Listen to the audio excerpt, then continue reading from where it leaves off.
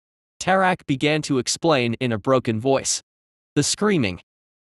There was nothing we could do to stop them. I don't know how many people managed to escape. The halfling elder nodded his head, a grim expression on his face. Why did you come here to warn us? You could have made it back to the forest, back to safety. He asked, trying to comfort her. His tone was not one of accusation, but concern. I couldn't. I had to come and warn you. Tarak confessed softly, tear starting to streak down her cheeks. I didn't want to be alone. My family was at that camp. The elder flinched when he heard that, feeling a pain in his heart. He nodded his head faintly, his voice turning soft. You can rest here, child. We won't let any harm come to you. When we return to the forest, you can come with us. Tarak nodded her head gently as she heard that, following him back to the camp. It was in this camp where Tarak lived out her next few weeks. Every now and then, people could find her gazing longingly at the sky. Most assumed that she was remembering those that she had lost in the camp, though none brought the subject up with her again after the first day. As far as they were concerned after that, she was one of their own.